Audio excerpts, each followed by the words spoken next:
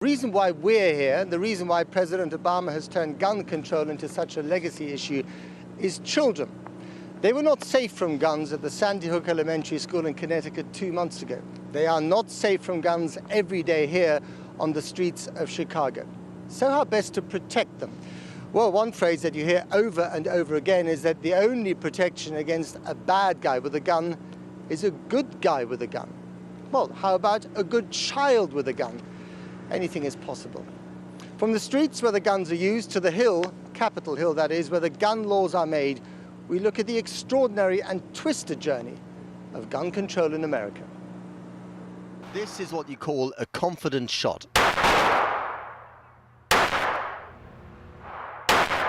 But Abby is 12 years old. She started when she was just 2.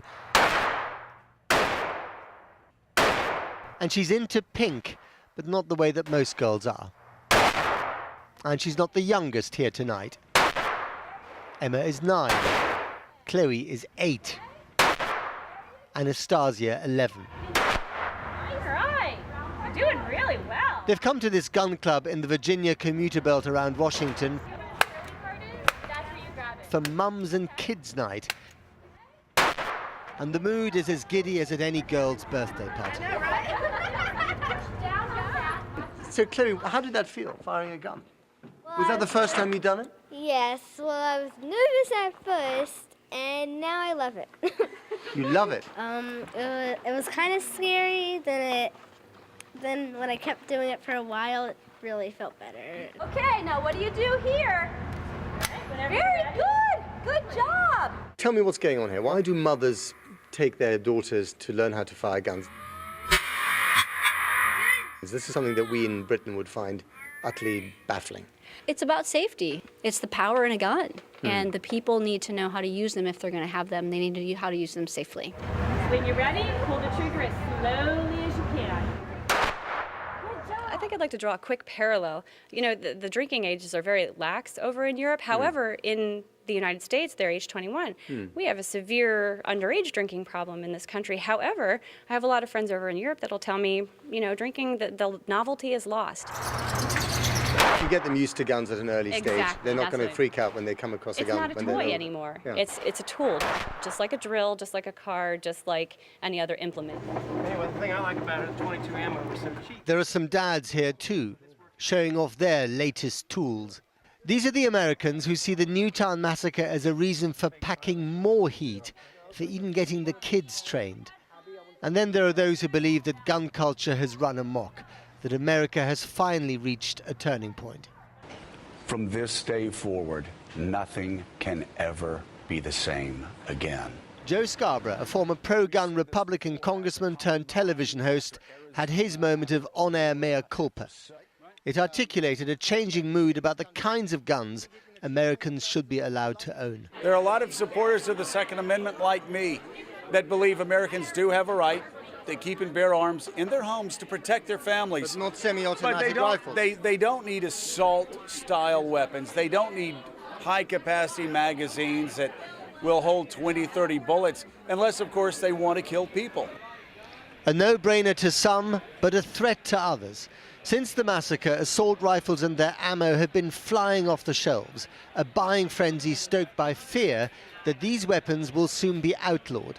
And when nothing less than freedom is at stake, we fight, advocating the right to keep and bear arms. We are the NRA, and the NRA is you.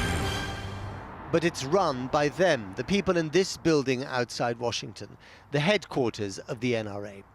On the guardrail outside, there's a makeshift shrine to the children of Newtown.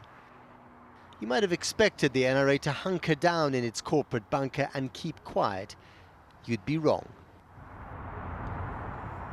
The NRA does not represent the majority of Americans, and yet this is not only one of the oldest lobby groups in America, it's also one of the best funded, it is one of the best organized, it has 4.5 million members and rising, and hundreds of friends on Capitol Hill. And all that translates into an awful lot of clout coming from that rather nondescript building behind me. Richard Feldman has been at the heart of America's gun issue for decades. He worked for the NRA for 20 years. He worked for President Reagan. Here he was giving him a retirement present. and he's the proud owner of 143 guns. In the shadow of the Capitol, he showed me how a gun stopped him from getting mugged on the streets of Miami. I put my hand on my .38 revolver. I unsnapped it. I was going to be bang, bang, bang, bang. I was prepared to use it and pull it out had they taken one more step. And he explained to me a political reality. The majority of Americans who favor gun control will rarely vote just on this one issue. But the vocal minority that opposes it does. The 22% of the people today that say, no, don't ban that gun, I own it, it's mine, those people are going to vote on this issue. And therein lies so much of the power of the gun issue in American politics. So as a politician, you mess with those people at your peril? Absolutely. So where does that leave the gun reform bill which the president has been pushing for? We asked Congressman Luke Messer from Indiana. How are you going to vote? I'm going to stand up for the Second Amendment. We are all shocked and dismayed by these tragic events when they occur, criminals that perpetrate these crimes. But at the end of the day, this is an essential bedrock founding constitutional principle of American freedom, that everyone has the opportunity to protect themselves and have a gun. So the massacre at Sandy Hook did nothing to sway your opinion on this? Well, I think we all believe that there are things we can do as a country to come together. We all believe it's a tragic incident. The question is, to blame a gun for a crime is to blame a pen for a misspelled word. It's not the gun that's the problem, it's the criminal that's the problem. Guns are like God. No American politician can afford to be against them. Barack Obama called Sandy Hook the worst day of his presidency. Gun control has become a legacy issue for him. But last week, the White House felt the need to issue this picture, and yes, that is the president. The founding fathers of America may have written the right to bear arms into the Constitution. But did they ever imagine it would come to this?